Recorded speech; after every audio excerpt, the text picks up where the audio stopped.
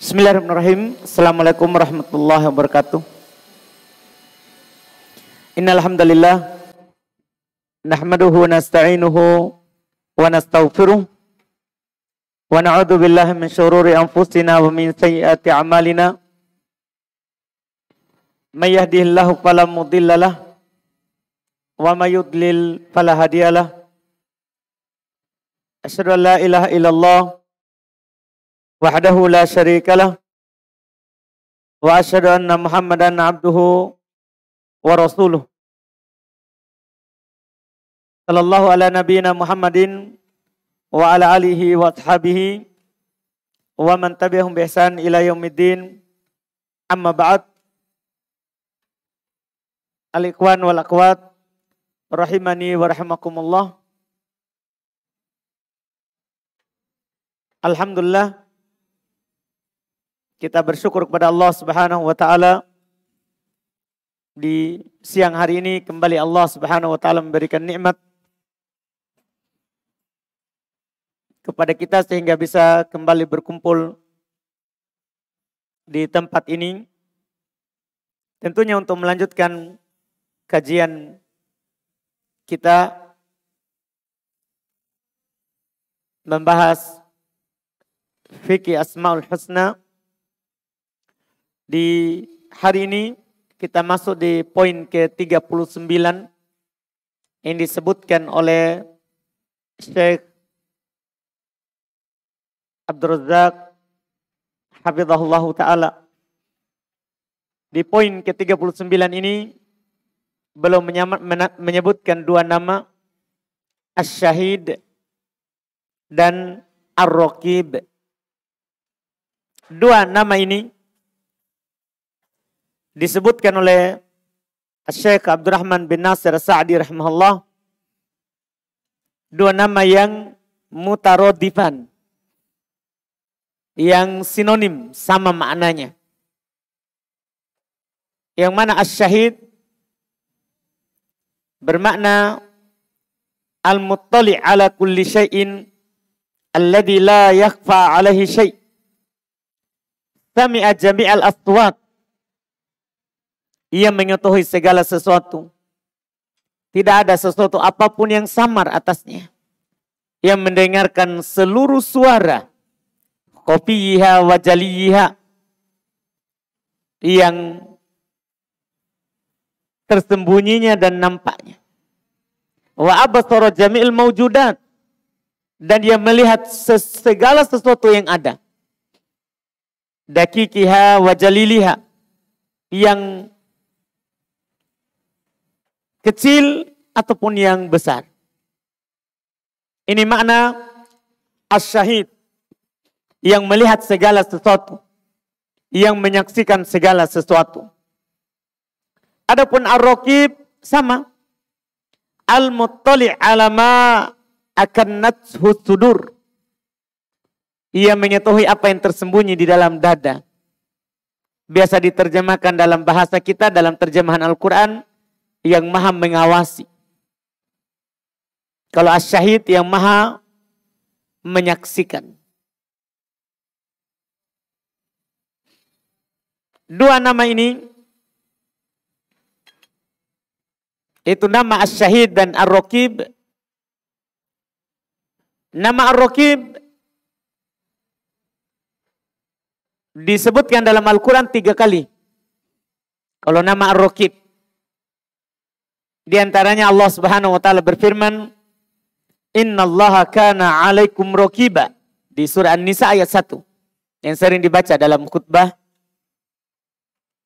Jumat ketika khatib membaca khutbah hajah. Innallaha kana 'alaikum raqiba. Sungguh Allah Subhanahu wa taala selalu melihat kalian, menyaksikan kalian, mengawasi kalian. Demikian pula disebutkan dalam surat Al-Ahzab ayat 52. Wa kana Allahu ala kulli syai'in raqiba. Allah Subhanahu wa taala maha mengawasi segala sesuatu. Dan juga yang ketiga disebutkan dalam surah Al-Maidah ayat 117. Ini nama Ar-Raqib. Adapun nama Asy-Syahid banyak tempat di Quran. Sering diulang dalam Quran. Nama Asy-Syahid. Banyak tempat. Misalnya diantaranya ada di surat Al-Buruj. Ini mungkin sering kita dengar. Karena di juz 30. Wallahu ala kulli syai'in syahid. Allah Subhanahu wa taala menyaksikan segala sesuatu. Demikian pula ada di surah An-Nisa, Allah berfirman, wa kafa billahi syahida. Cukuplah Allah sebagai saksi. Ada juga di surat Al-Hajj, innallaha ala kulli syai'in syahida. Allah Subhanahu wa taala Maha menyaksikan segala sesuatu. Dua nama ini adalah dua nama yang sangat agung dan sangat mulia. Karena memberikan ilmu kepada kita luasnya ilmu Allah Subhanahu wa taala.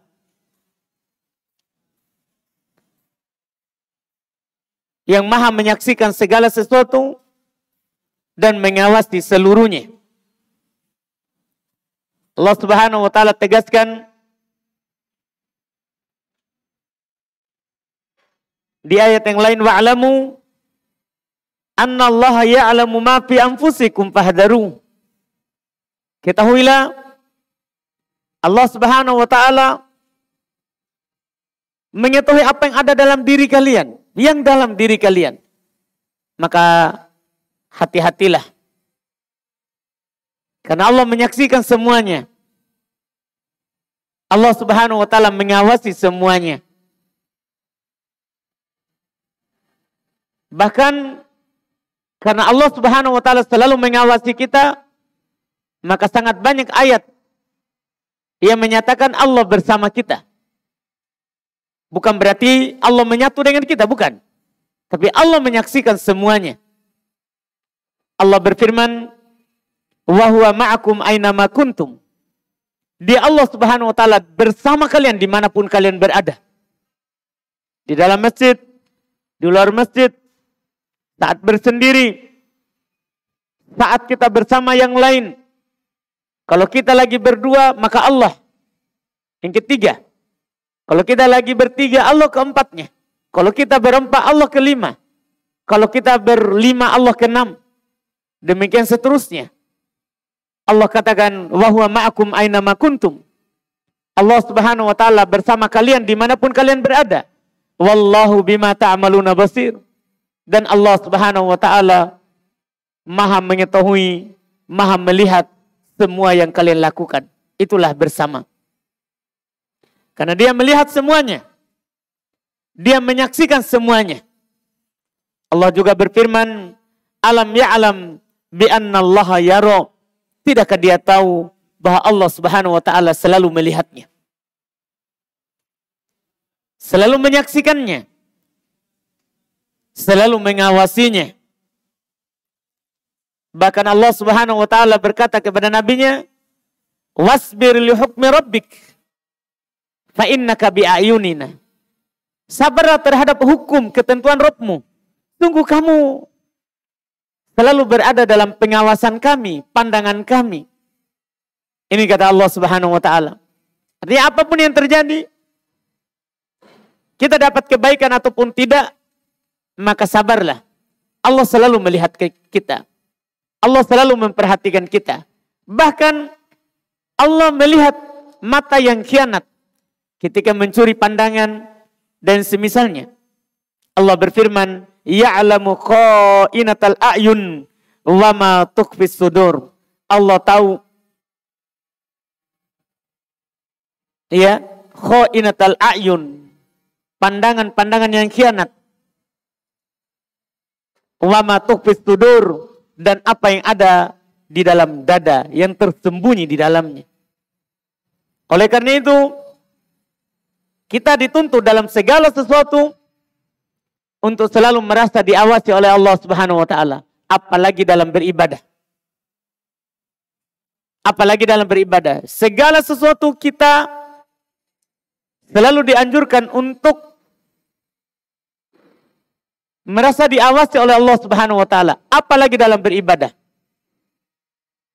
Kata Nabi sallallahu alaihi wasallam dalam hadis yang dikenal dengan hadis Jibril alaihi salatu wassalam, anta abudallaha ka'annaka tarah, fa illam takun tarahu fa innahu yarak. Kamu beribadah kepada Allah seakan-akan kamu melihatnya. Kalau tidak bisa, maka yakinlah Allah melihatmu. Ini namanya muraqabatullah. Kita selalu merasa diawasi oleh Allah. Kalau memang kita tidak mampu melihat Allah, dan memang kita tidak bisa melihat Allah di dunia ini, tapi lakukanlah ibadah itu seakan-akan kamu melihat Allah. Dan kalau tidak mampu, yakinlah Allah melihatmu. Allah menyaksikan semua apa yang kamu lakukan. Allah Subhanahu wa taala selalu mengawasi apapun yang kamu lakukan. Iya. Makanya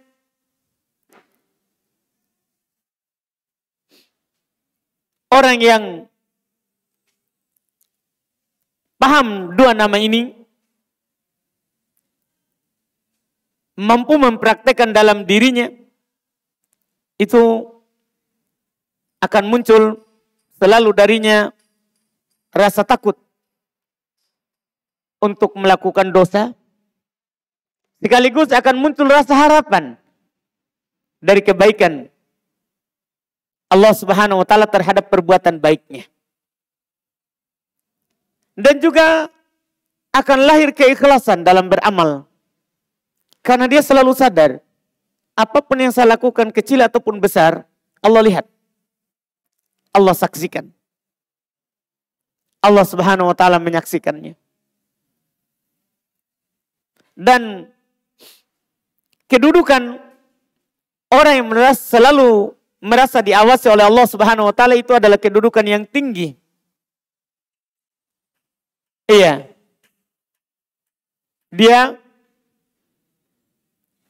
akan melahirkan sebagaimana dikatakan oleh Ibnul Qayyim rahimahullah, kebahagiaan dalam hati. Karena selalu takut kepada Allah dan selalu yakin sekaligus bahwa Allah Subhanahu wa taala tidak akan menelantarkannya. Kata Ibnul Qayyim rahimahullah, fa inna sururul qalbi billahi wa farhahu bih wa qurratal aini bih la yusbihu syai'un min na'imid dunya albattah. Masya Allah. Sungguh kebahagiaan hati, kegembiraannya, kesejukan matanya, itu tidak ada sesuatu apapun yang melebihinya dari nikmat dunia ini. Nah, sementara ini akan lahir kalau kita yakin kepada Allah Subhanahu wa taala. Ketika kita yakin bahwa apapun yang kita lakukan itu diawasi dan Allah Subhanahu wa taala akan memenuhi janjinya kepada kita, tidak akan menelantarkan kita, disitulah muncul kebahagiaan hati. Dan ketika hati kita bahagia, itu adalah nikmat yang tidak ada bandingannya dibandingkan dengan nikmat-nikmat dunia yang kita dapatkan. Kata Imam Ibnul Qayyim, walaisa lahu nadirun yuqastu bih. Tidak ada tandingannya yang bisa kita samakan dengan nikmat itu. Wa halun min ahwali ahlil jannah. Inilah keadaan penduduk surga. Penduduk surga itu tidak pernah hatinya galau. Tidak pernah gundah gulana. Selalu bahagia. Orang yang yakin Allah Subhanahu wa taala tidak akan menelantarkan segala sesuatu, apapun itu, akan bahagia hatinya. Dia tidak peduli apapun yang terjadi. Kalau dia lagi susah, dia yakin Allah melihatnya. Kalau dia lagi senang pun, yakin juga Allah melihatnya. Sehingga kalau susah, tidak berkeluh kesah. Kalau senang, tidak juga lupa kepada Allah Subhanahu wa Ta'ala. Muncul nanti kesabaran. Lihat Nabi kita Muhammad SAW. Beliau Rasul, tapi juga ditimpa oleh kesusahan. Belum pernah kena tikam, tombak. Di perang. Iya. Tapi Nabi SAW itu disebutkan oleh Aisyah radhiyallahu taala anha selalu bilang alhamdulillah. Di saat susah ataupun di saat senang. Karena kenapa? Beliau adalah orang yang paling bertakwa dan yakin kepada Allah Subhanahu wa taala. Ini kata Imam Ibnu Qayyim.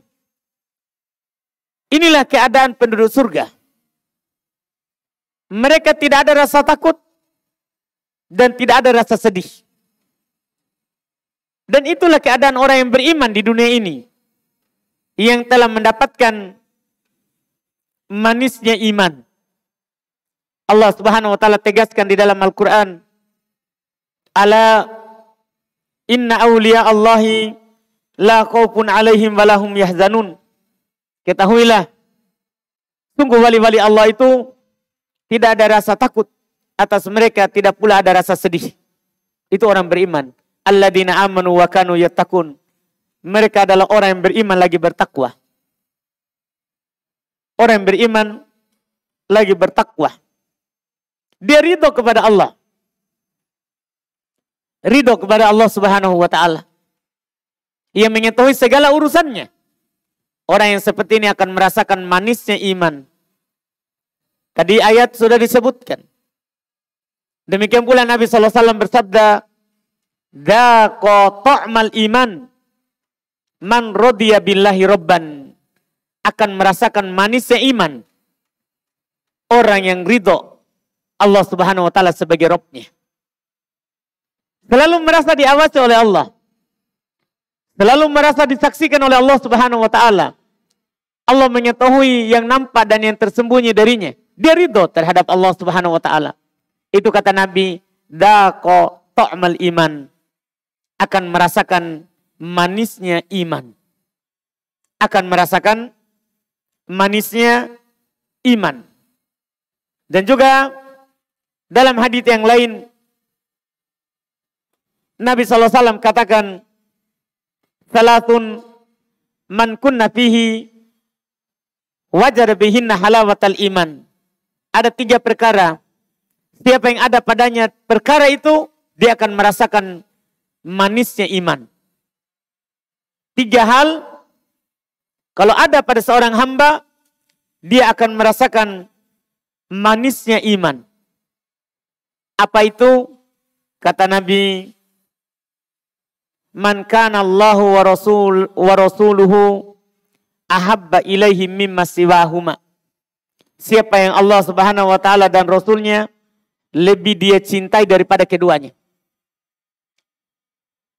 Siapa yang Allah Subhanahu wa taala dan Rasulnya lebih dia cintai daripada keduanya.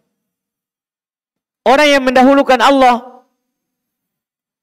daripada segala sesuatu dari kelezatan kehidupan dunia, itu akan merasakan manisnya iman. Itu golongan yang pertama. Yang kedua, man kana yuhibbul mar'a la yuhibbuhu illa lillah. Siapa yang mencintai seseorang, dia tidak suka kepada orang itu kecuali karena Allah. Bukan karena hartanya, bukan karena kedudukannya, bukan. Tapi karena dia orang soleh. Dia cinta kepada Nabi Muhammad SAW kan dia Nabi Allah. Dia cinta kepada Abu Bakar, Umar, Utsman, Ali karena mereka adalah orang-orang soleh. Sahabat Nabi SAW. Dia cinta seluruh sahabat yang beriman dan bertemu dengan Nabi SAW karena keimanannya. Orang yang seperti ini itu akan merasakan yang namanya manisnya iman di kehidupan dunia ini. Di akhirat Nabi SAW katakan, "Al-mar'u ma'aman ahabbah. Seorang itu akan bersama orang yang dia cintai. Artinya kalau kita cinta Nabi, kita akan bersama dengan Nabi.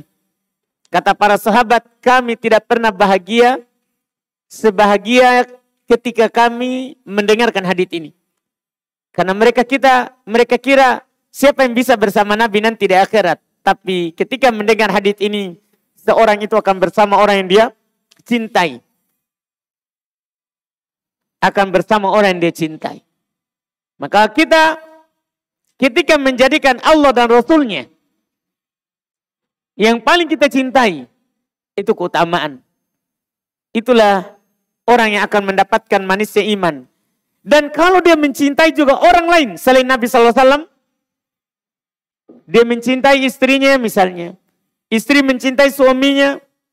Ada seorang mencintai keluarganya, bapaknya. Dia cinta bukan karena apa yang dia punya dari dunia. Tapi dia cinta karena dia taat kepada Allah. Inilah orang yang akan mendapatkan yang namanya halawatul iman. Manisnya keimanan. Golongan yang ketiga, orang yang akan mendapatkan manisnya iman adalah orang yang benci untuk kembali kepada kekafiran setelah Allah Subhanahu wa taala menyelamatkannya. Benci kembali ke awam, futur setelah Allah Subhanahu wa taala memberikannya hidayah. Itulah orang juga yang akan mendapatkan manisnya iman. Orang yang akan mendapatkan manisnya iman. Nama ini nama yang sangat luar biasa kandungannya. Iya. Bahkan disebutkan oleh Syekh Abdul Razak hafizahullah taala terkait dengan kandungan ayat-ayat yang menyebutkan nama-nama ini, nama Asy-Syahid dan Ar-Raqib. Fata'ammul hadhihi nusus wa ma fi ma'nahu. Perhatikanlah nas-nas ini dan yang semakna dengannya. Yuharriku fil abdi muraqabatullah fi kulli amalihi wa jami'i ahwalihi. Itu akan menggerakkan seorang hamba untuk selalu merasa diawasi oleh Allah dalam setiap amalannya dan setiap keadaannya. Al-muraqabatu thamaratun min thimari ilmil abdi bi anna Allah subhanahu raqibun alaih. Karena muraqabah, merasa selalu diawasi, itu adalah buah dari pengetahuan seorang hamba kalau Allah Subhanahu wa taala selalu menyaksikannya. Jadi kalau kita paham dua nama ini, akan muncul muraqabatullah. Akan muncul muraqabatullah. Sehingga apapun yang kita lakukan nanti, itu hanya lillah. Itu hanya karena Allah Subhanahu wa ta'ala. Karena Allah Subhanahu wa ta'ala.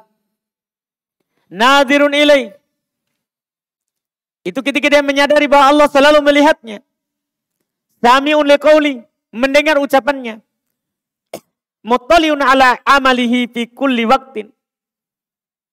Yang mengetahui amalannya di setiap waktu. Fi kulli lahdah, bahkan di setiap saat.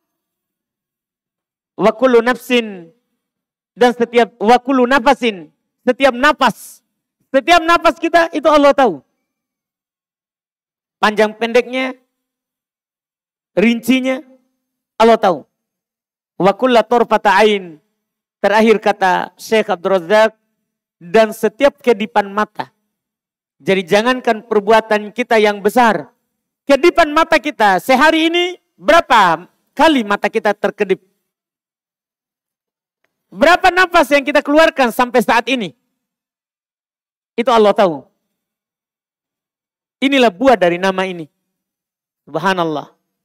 Inilah buah dari nama ini. Nama Ar-Raqib dan nama Asy-Syahid. Dua nama yang sangat luar biasa. Dan kalau kita mau uraikan, Dari sisi lawazim, ini tadi itu baru sisi at-tadammun dan al-mutabaqah. Sisi kandungan saja. Kalau kita mau bahas lagi dari sisi yang ketiga, dari sisi keharusan, maka tentunya sangat luas kandungan dari dua nama ini. Karena ketika Allah menyaksikan, berarti Allah melihat. Ketika Allah menyaksikan, berarti Allah mendengar. Ketika Allah menyaksikan, berarti Allah maha mampu. Ketika Allah menyaksikan, berarti Allah maha hidup. Ketika Allah Subhanahu wa ta'ala menyaksikan, berarti Allah maha mengetahui segalanya. Jadi keharusannya banyak. Karena sebagaimana dikatakan oleh Syekh Ibn Utsaimin, kandungan dari nama Allah itu ada 3. Pertama ada namanya kandungan secara mutabaqah yang sesuai dengan lafaz. Arti lafaz itu. Yang kedua ada namanya tadammun yang terkandung dalam lafaz itu. Yang ketiga ada namanya talazum, keharusan dari lafaz itu. Setiap dari nama Allah ada 3 kandungannya seperti itu. Ada 3 kandungannya seperti itu. Dan kalau kita uraikan semua ini tentunya sangat panjang dan sangat banyak kandungan dari 2 nama ini. Dan semoga tadi itu yang sedikit yang kita sampaikan itu memberikan pengetahuan dan ilmu bagi kita bagaimana luasnya dan maha agungnya Allah Subhanahu wa ta'ala yang segalanya Allah saksikan, segalanya Allah Subhanahu wa ta'ala awasi. Semuanya, yang basah ataupun yang kering, makhluk yang besar ataupun yang kecil, semuanya itu diawasi oleh Allah Subhanahu wa ta'ala, Rabbul Alamin, Rabb kita, Rabb alam semesta. Kita cukupkan, alhamdulillah, dengan apa yang kita ambil di hari ini, semoga bermanfaat.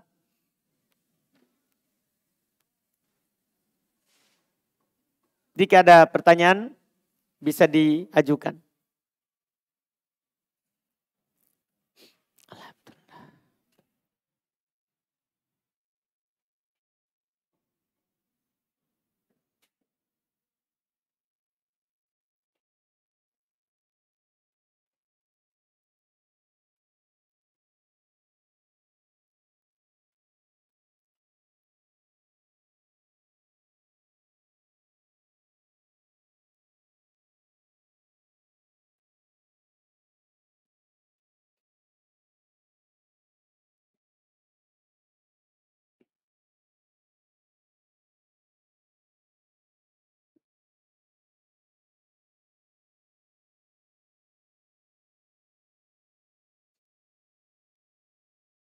Ini ada pertanyaan, puasa yang ditinggalkan dengan udzur haid harus diganti.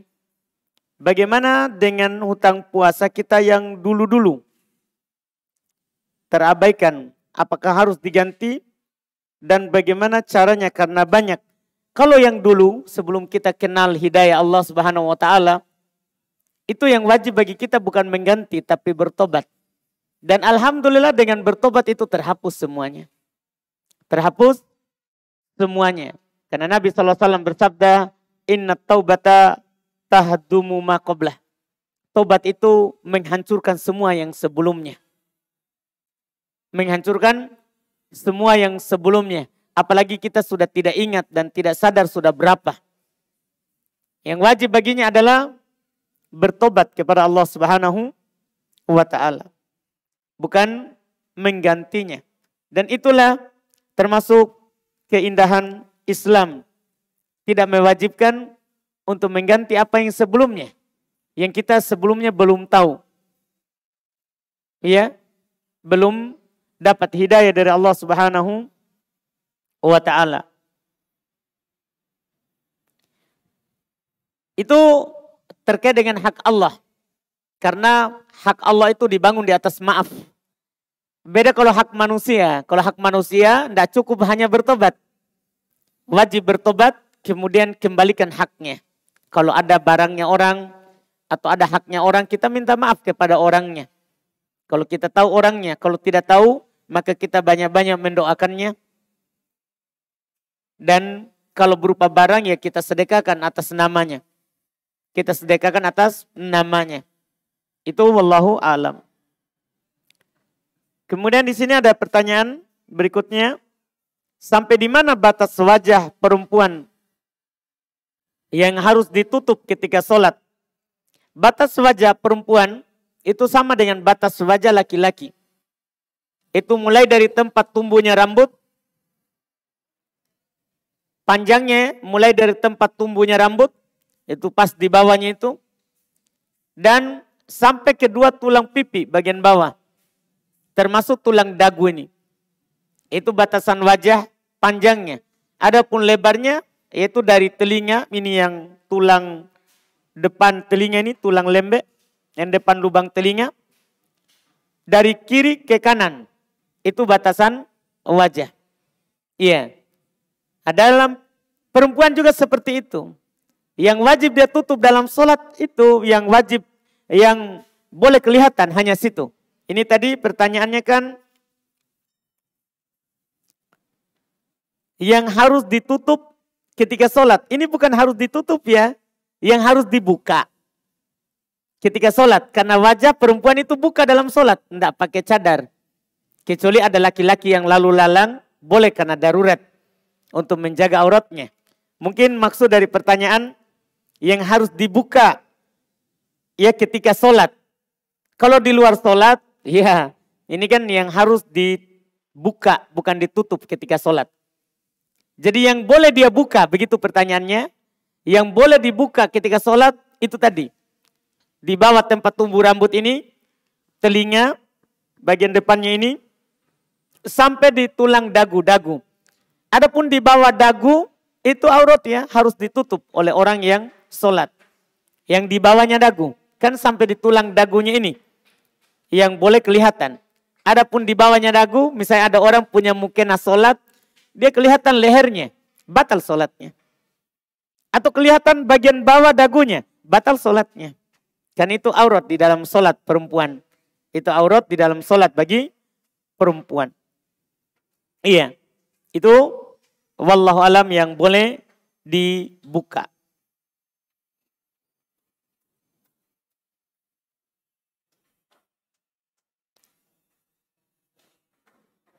Ini alhamdulillah walaupun ribut-ribut ya. Kita tetap taklim karena disinilah diuji keistiqomahan. Apakah walaupun ribut kita tetap atau kita putus. InsyaAllah ta'ala ini tidak masalah.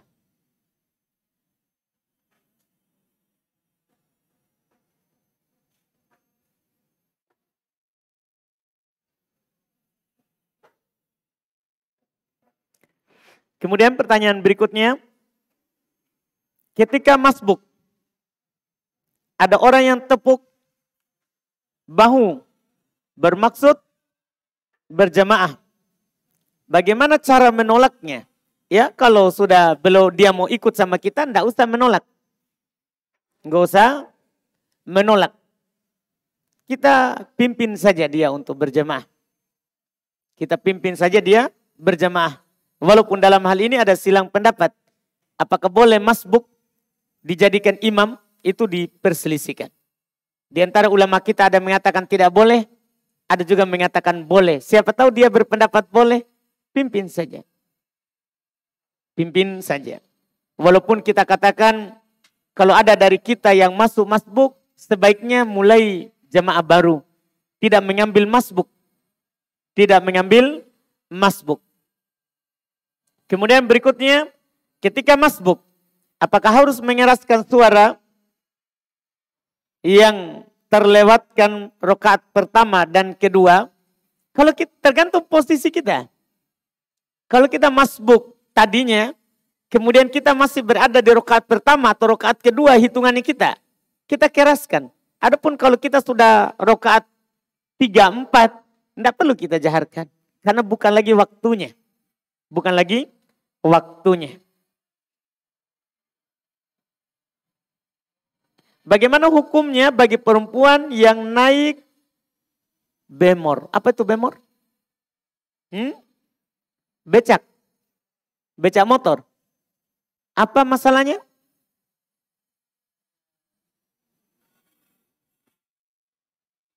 Tidak sama. Kan pisah kan? Pisah.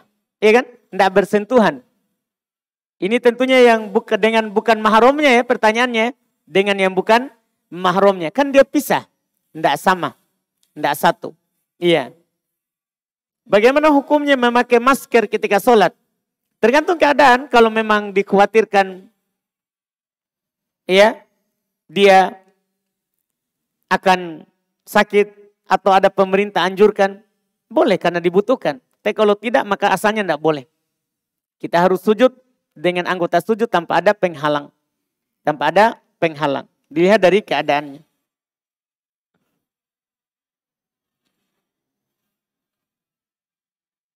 Ini ada pertanyaan berikutnya. Jika luput dari sholat malam,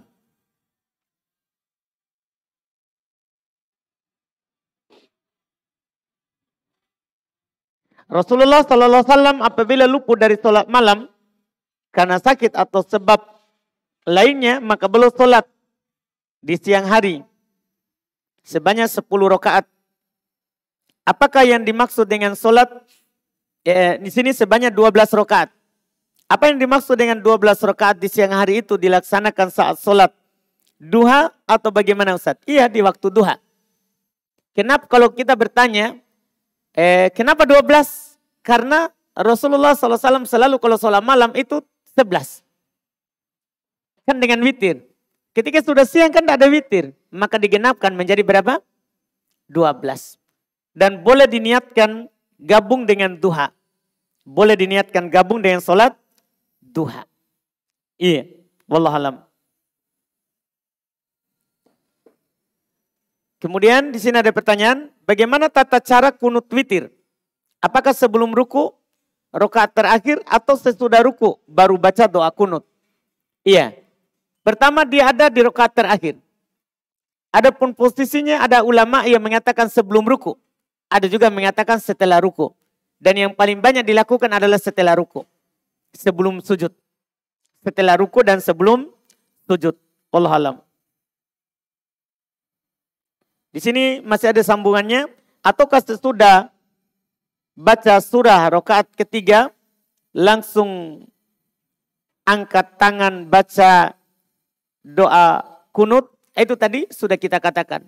Di antara para ulama ada mengatakan sebelum ruku. Artinya sudah baca surat baru langsung kunut.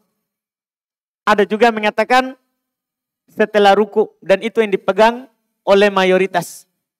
Mayoritas mereka katakan setelah ruku.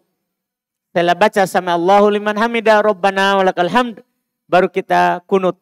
Allahumma hdina fiman hadait dan seterusnya. Dan seterusnya. Itu wallahualam posisi kunut dalam witir. Posisi kunut dalam witir.